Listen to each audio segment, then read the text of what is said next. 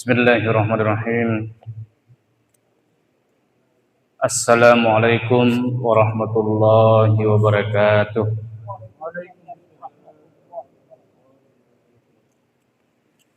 Alhamdulillah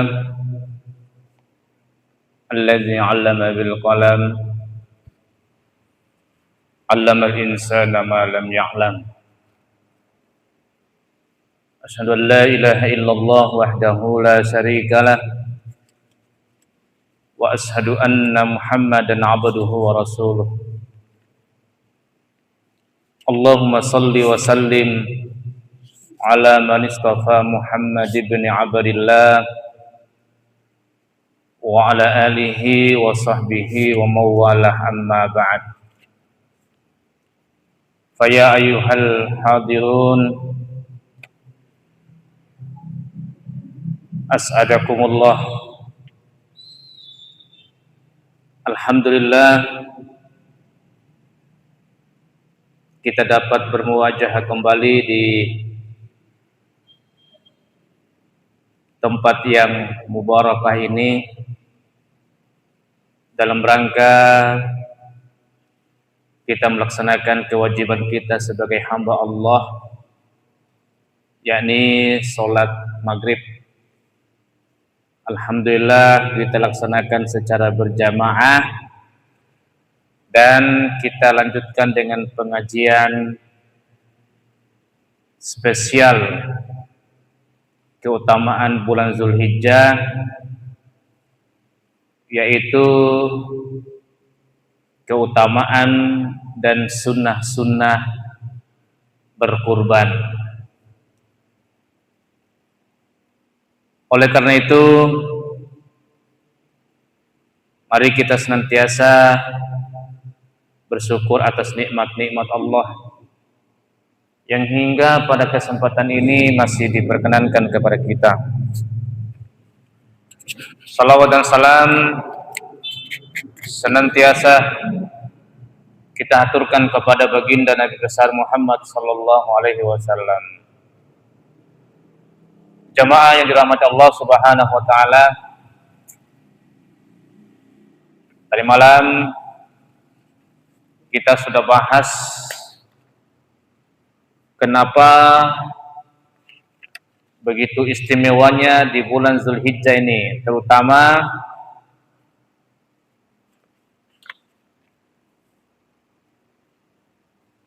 sepuluh hari pertama, ya,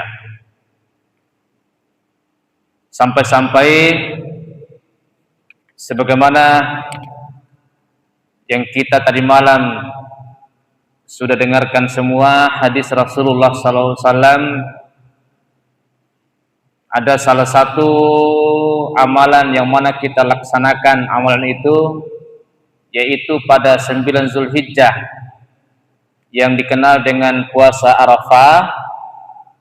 Maka dosa kita 1 tahun yang lalu itu diampuni, dan pun dosa kita 1 tahun yang akan datang. Ini riwayat Muslim. Nah, pada kesempatan ini jemaah sekalian dari Allah Subhanahu wa taala, kita fokus kepada ibadah kurban. Di dalam Al-Quran Allah Subhanahu wa ta'ala menyampaikan sebagaimana surah yang semua kita hafal. A'udzu billahi minasyaitonir rajim. Bismillahirrahmanirrahim. Inna a'tainakal kautsar fasholli li rabbika wanhar inna syani'aka huwal abtar. Nah, jamaah sekalian yang dirahmati Allah, Allah informasikan kepada Muhammad, kepada baginda Nabi, inna a'tainaka, kata Allah, sesungguhnya kami telah menganugerahkan kepadamu a'toina ka kepadamu al-kausar, yaitu nikmat yang begitu banyak. Ya, jadi begitu banyak nikmat yang Allah anugerahkan kepada kita, kepada Nabi dan kepada kita ini, sehingga Allah meminta dan memerintahkan kepada kita, oleh karena Allah telah menganugerahkan nikmat yang begitu luar biasa kepada kita. Apa perintahnya? Fasolli li rabbika wanhar. Laksanakan sholat. Bahwa ujara Allah berikan nikmat kepada kita nih.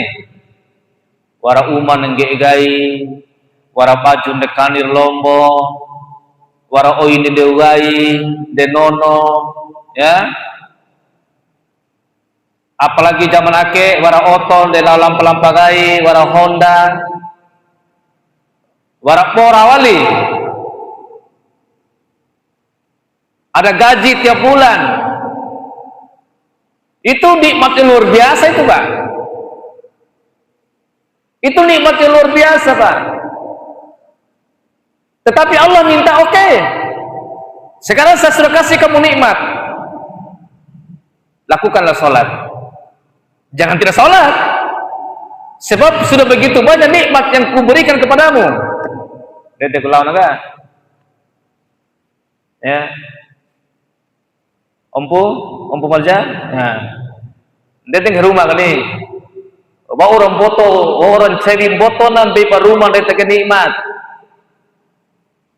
Allah memberikan kita rumah sehingga kita tidak kedinginan, hujan tidak kehujanan, panas tidak kepanasan. Allah minta apa? Sambea. Sambea lapo wanhar, berkurban. Ana sambea poa. Sementara mereka mampu untuk berkurban. Maka sehingga di dalam mazhab Hambali atau Hanafi itu wajib, Pak. Itu berkurban di mazhabnya Hanafi itu wajib. Wajib itu. Kalau mazhab Syafi'i, Maliki dan Hambali itu sunnah muakkadah. Itu pun sunnahnya itu bukan karena ini, karena memang ada orang yang tidak mampu begitu, makanya disunahkan saja. Ya. Kenapa? Karena memang sini perintahnya ini, kalau dikatakan sini, fasholli li rabbika wanhar, berarti sholat dan berkurban itu kedudukannya sama, Pak. Ini kan menggunakan wataf namanya. Ya. Makanya bagi orang yang mampu untuk berkurban, berkurbanlah. Karena ini adalah sesuatu hal yang diperintahkan oleh Allah dan begitu pentingnya. Sampai-sampai di dalam hadis dikatakan ada ancaman Rasulullah bagi orang yang tidak mau berkurban. Apa katanya? Man kana lahu sa'atun falam yudahi fala yaqrabanna musallana. Siapa saja yang sanggup untuk berkurban, warapitin and develdigen nambe'e, warapitin and develdigen capi, atau kaporo wekina pidodona weli capi sapua, tetapi dia tidak mau berkurban, bahkan tidak ada keinginan untuk berkurban sama sekali, bahkan tidak ada dalam pemikirannya bahwa dia tidak mau berkurban, tidak ada keinginan untuk berkurban sama sekali. Apa kata Rasulullah?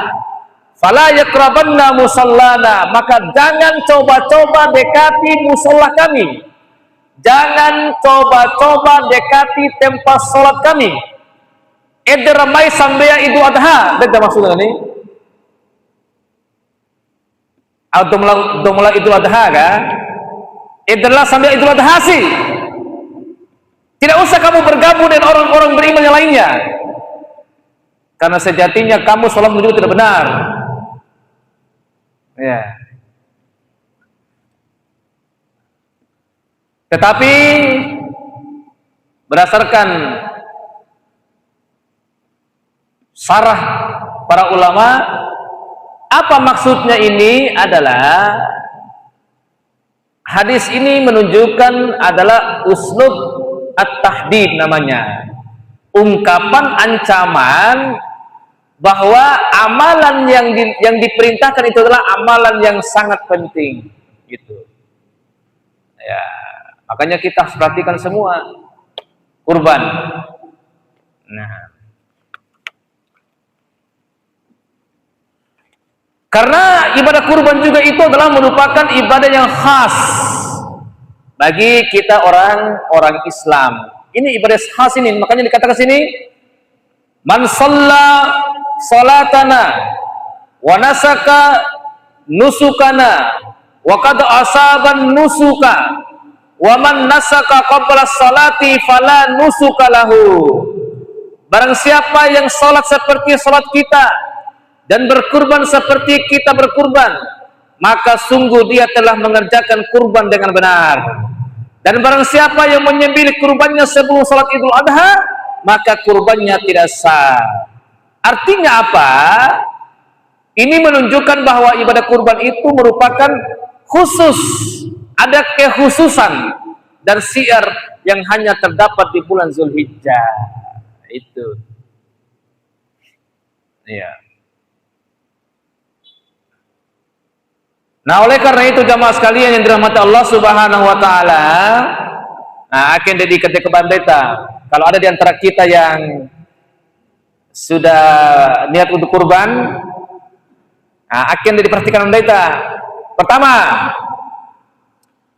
yang merupakan sunnah untuk berkurban itu tentunya adalah hewan yang gemuk dan sehat. Capi ngupapu capi nempore, anak capi mampeke mencara coi. Ya, ngupapu capi menempore, magaga menggali kalau perlu. Karena di sini katakan sini menggali, apa dikatakan? Inna ahabbad dahaya ilallahi aglaha wa asmanuha. Sesungguhnya kurban yang paling dicintai oleh Allah adalah hewan yang paling mahal dan paling gemuk. Kalau hewan gemuk apa ukur tak sehat kan gemuk nanti saya nanti. Lain nanti teken empore belum tentu sehat. Komisi bobi ga, komisi motolemaga, sehat. Tetapi kalau binatang nampura sudah sehat Ede beda na binatang labo dau. Ya. Dau empore belum tentu sehat. Tapi kalau binatang gemuk sudah pasti sehat. Nah supu sih tinggal nempore. Ya. Nah dikatakan di sini, inna ahabbad dhahaya ilallahi aglaha wa asmanuha. Kurban yang paling dicintai oleh Allah adalah hewan yang paling mahal dan hewan yang paling gemuk. Ya. Kenapa? Ya karena yang paling gemuk, karena berkurban dengan hewan yang paling gemuk ataupun yang bagus, mahal, memiliki daging yang banyak dan memiliki daging yang sehat, sehingga merupakan sunnah dan sangat dianjurkan oleh Rasulullah SAW. Kenapa kita tidak boleh berkurban dengan hewan kurban yang sakit-sakitan? Dengan hamba dau benar nasuku dua benar ya. Misalnya punya hewan yang tidak telinganya, itu kan secara psikologis itu kan supu sudah mereka. Ngaham mereka supu dong ngaham mereka. Karena mau dimakan orang-orang banyak ini. Makanya butuh hewan-hewan yang sehat supaya orang yang makan pun ikut sehat, baik secara fisik maupun secara psikologis ya, atau mental nangahasi binatang maiha masuk pure iha mental deh. Iha mental siapa? Ede may mula ringol na ile. Kahit paringu, de para sibo perengahana binatang meringu. Nah. Kemudian yang kedua, Anda jaga. Nah, ede itu tidak memotong rambut dan kuku. Alai punir ke guru ustaz naruhu gamane ke pune kun ila sande telat dene di awu. Mestinya kalau tahu kita itu mau kurban sebelum masuk Zulhijjah itu sudah dipotong ke tompohu. Nah, benar benar tompolu. Nah, sehingga sampai Idul Adha waktu itu penaruh nih. Ya.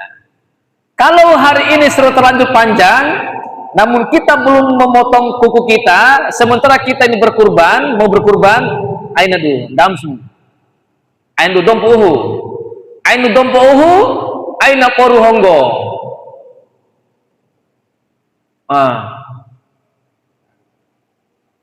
Jadi misalnya kita kurban ompu, nah kurban kita ke aina dompuhu, aina poru honggo. Punanya poru kade ewau sambele kurban ta sapi to kombimbe eta iya kita benar-benar sembele eta nih iya dia aku umang kumbi ara sigi kumbi ede ampolo poru honggo daita iya nah ini berdasarkan hadis Rasulullah sallallahu alaihi wasallam iza dakhalatis sya'ru wa arada ahadukum ayyudahhiya fala yamassa min sa'rihi wa basarihi say'a. Nah, jika masuk bulan Zulhijjah dan salah seorang dari kalian ingin menyembelih kurban, maka hendaklah ia tidak memotong sedikit pun dari rambut dan kukunya. Hadis riwayat Muslim. Tidak boleh sedikit pun. Tidak. Ini di sini hanya dikatakan rambut saja, rambut dan kuku saja. Sesongo tidak termasuk. Tidak. Kalau di sini disebutkan kalau kumis, jenggot pasti diinformasikan di sini. Tapi ini maksudnya rambut dan kuku saja. Ya. Bu ya. Kita mau kurban ya Bu. Aina dompuhu, aina poru honggo. Yang ketiga yang perlu jaga dan perlu diperhatikan adalah disunahkan dengan sangat agar hewan yang kita kurbankan itu kita sendirilah yang menyembelihnya.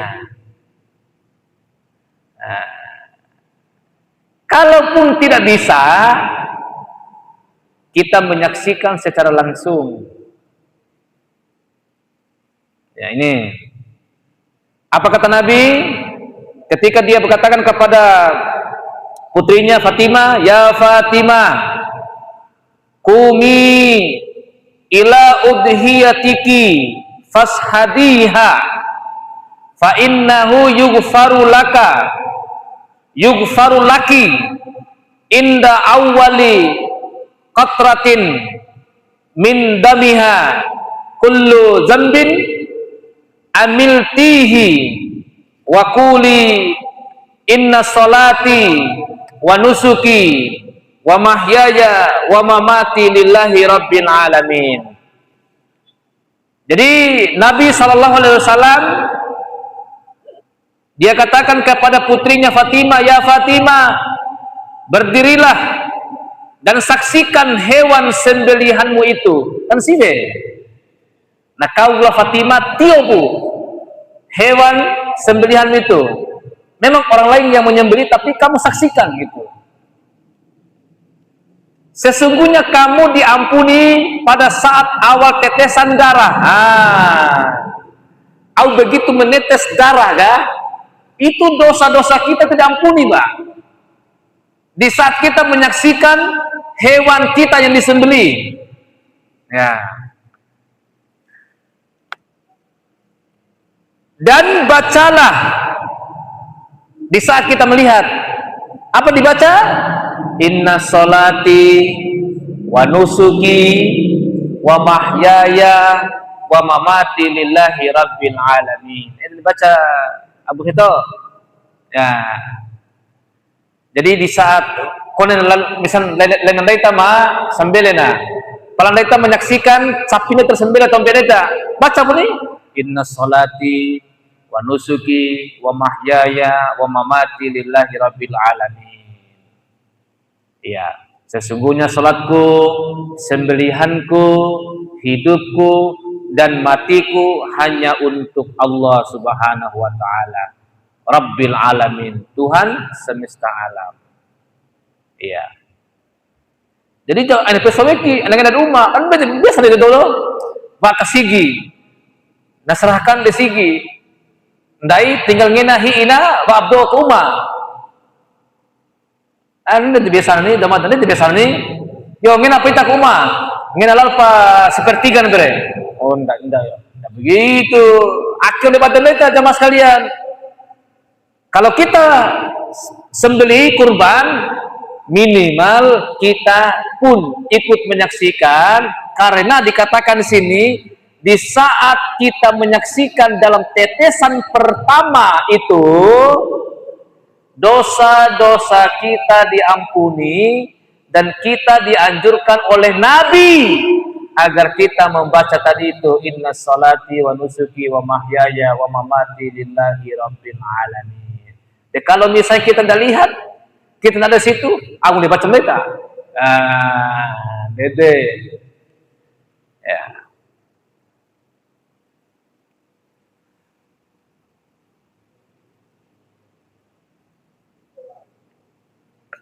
Baik, kemudian yang keempat.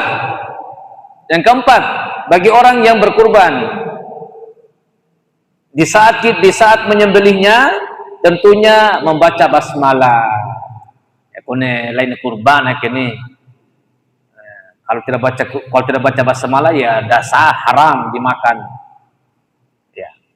Membaca basmalah dan zikir kepada Allah Subhanahu wa taala saat dengan menyembelih hewan kurban merupakan sunnah yang sangat dianjurkan. Jadi di dalam surah Al-Hajj ayat 36 itu Allah Subhanahu wa taala berfirman tentang kurban, fazkurusmallahi 'alaiha sawaf. Ya. Maka sebutlah nama Allah ketika kamu menyembelihnya dalam keadaan berdiri dan telah terikat. Jadi menyembelih hewan itu dalam keadaan berdiri. Ada dalam hadisnya kemarin itu kalau tidak salah akhirnya itu musingga mandage justru ada diinjak pakai kaki kiri dah, diinjak pundaknya, lehernya di sini misalnya aki leherna tadawake kita takadai dikui diinjak ya diinjak dengan kaki itu hewan kambing kombi atau sapi kombi supaya posisi kita itu pas-pas dan tidak boleh mengangkat parangnya. Kalau mau usil tanta, rapi sampai singguri kalau na. Ya, aina ada hantak, woi mati bu, ihalang ada. Nah, tapi itu nanti dalam kesempatan lain. Cuman dianjurkan sini adalah dengan zikir. Ya. Bismillah dan zikir. Kemudian yang kelima. Yang kelima, apa disunahkan? Ngaha, pandai. Jadi jangan tidak makan. Ya. Jadi daging kurban itu kita santap juga, kita makan.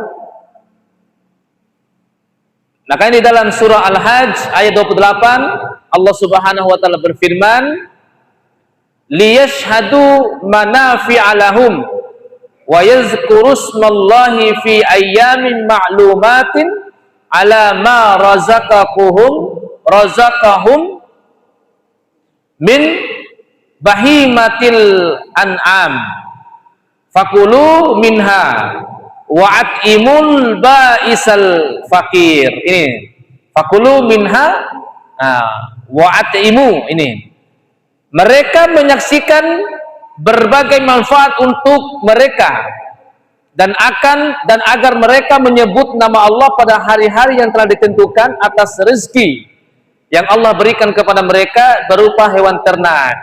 Maka makanlah sebagian darinya, ini makanlah sebagian darinya dan berikanlah makan orang yang sengsara dan fakir. Kita makan, kita kasih juga orang fakir, bagi. Surah Al-Hajj ayat 28. Jadi sebagaimana dalam hadis dikatakan yang dilafazkan oleh dari Aisyah radhiyallahu anha, kulu waddakhiru watasaddaqu, makan, simpan dan bersedekahlah kalian dari kurban kalian. Maka boleh disimpan, simpan saja. Ya, WH, ngaha, WI sebagiannya disedekahkan atau dibagikan. Itu. Tapi ada yang haram untuk dimakan. Kalau itu adalah hewan yang sudah kita nazar, hewan yang nazar nggak boleh. Misalnya begini. Ake warasi arujiki misalnya lulus ASN P3K per waktu misalnya warcapi ake pre nazar di kurban kayak gitu nanti rakas waktu kurban ke kurban kayak oke para nazar sih ake kilo dengan hak sih aja. Karena itu adalah hewan yang merupakan hewan nazar, bukan murni kurban pada saatnya, tapi memang jauh-jauh sebelumnya. Tiwaran itu, pokoknya yang dikategorikan, ini sudah dibahas di sini kemarin tuh. Yang namanya hewan yang sudah merupakan ketentuan sudah dinazar tidak boleh dimakan, kecuali memang yang kurban murni. Nah, itu nih berarti tak. Kalau nggak sebagian lainnya. Orang nazar kayak deh, karena kata hewan nazar tidak boleh dimakan oleh yang bernazar, kecuali yang berkurban. Nah, gitu. Karena seputarnya sih, lainnya kurban, tapi nazar lah. Sambil karena capi bukan karena kurban, tetapi karena nazar. Kan itu dasar enggak? Iya. Cuman karena kebetulan bersamaan dengan hari kurban. Kemudian yang keenam, yang disunahkan adalah atau yang dilakukan adalah penyembelihan di hari Idul Adha itu. Ya, kapan tuh? 3 hari itu. Hari tanggal 10, 11, 12 dan 13. Ya. Dalam hadis Rasulullah SAW, sesungguhnya yang kita mulai pertama kali pada hari Idul Adha ini adalah salat. Kemudian kita pulang lalu menyembelih kurban. Ya, itu memang waktunya untuk menyembelih kurban. Nah, jadi itu tadi yang perlu perhatikan. Jadi di sini dikatakan bahwasanya penyembelihan hewan kurban tepat setelah melaksanakan salat Idul Adha tanggal 10 Zulhijjah. Kalau sebelumnya tidak sah kurbannya. Kalaupun dia potong berarti bukan kurban, hanya sedekah. Kalau belum sholat, ingat setelah orang sholat, makanya di sholat Idul Adha itu dipercepat. Nah, khatib itu kaporo-poro pak konsepnya, kemudian roti tampuuna, khutbah kaporo pak karena warna daerah capi mangena. Karena banyak Iya, kemudian namun demikian bisa juga dilakukan pada hari tasyrik, yaitu tanggal 11 esokan harinya, 12 dan 13 Zulhijjah. Itu masih sunnah juga. Nah itu saja. Jadi ini buat perlu diperhatikan. Ya, terutama tadi jangan sampai kita ya potong kuku ataupun cukur rambut.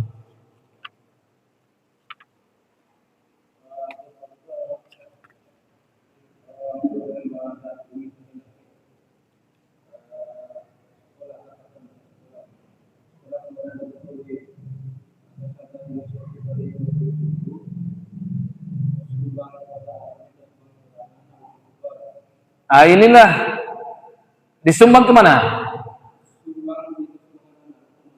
Ah, enggak jelas ini siapa yang punya ini.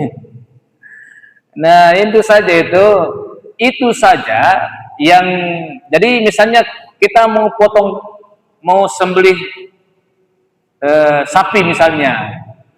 Jadi ada yang mengatakan bahwa sapi itu bisa untuk 7 orang, tapi memang 7 orang, bukan 7 keluarga. Ada juga yang mengatakan 7 keluarga, mewakili 7 keluarga.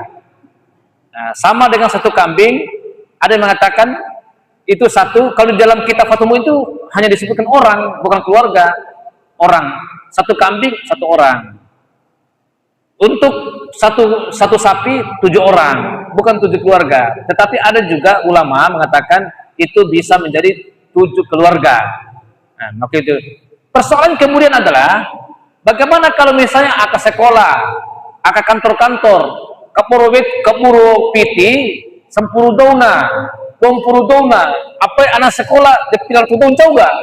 Jadi kapur dari sapi sebuah, kecau mentau apa ini? Udah jelas, udah sampai. Itu tidak memenuhi syarat sebagai kurban itu hanya sedekah biasa saja. Harus ada keterwakilan. Boleh saja begini. Kalau di kantor-kantor yang tidak terlalu banyak, misalnya ada 15 orang situ. Ya, misalnya tahun pertama 7 orang dulu. Atas nama 7 orang dulu itu. Nanti tahun keduanya 7 orang lagi kayak gitu.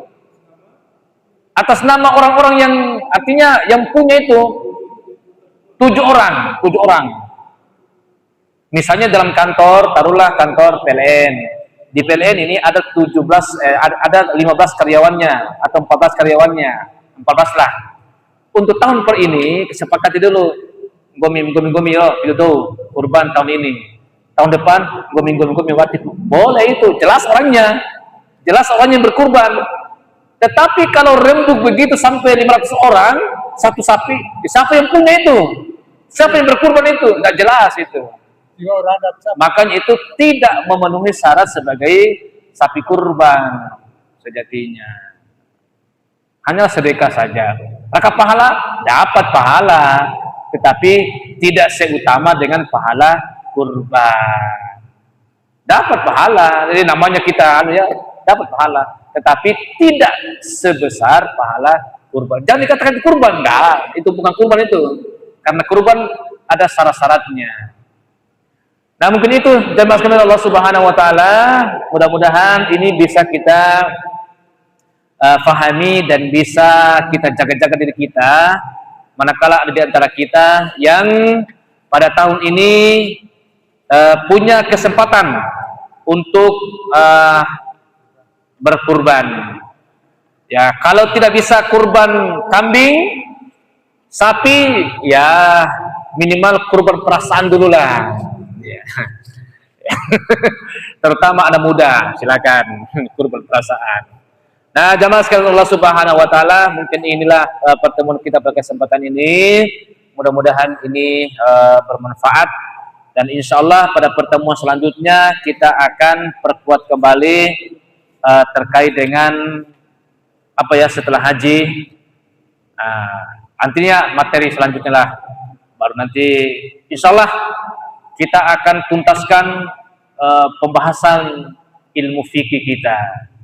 Nah, kalau perlu habis kitab Fathul Mu'in, kita bahas lagi kitab yang lain lagi supaya nanti ada kita semakin kuat dan kita nanti benar-benar kita yakin apa yang kita lakukan itu benar-benar itu adalah suatu kebenaran dan itulah yang menjadi kuat keyakinan kita.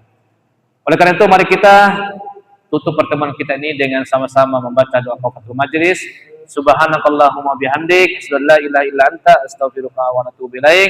Akhiru da'wana summa wassalamualaikum warahmatullahi wabarakatuh.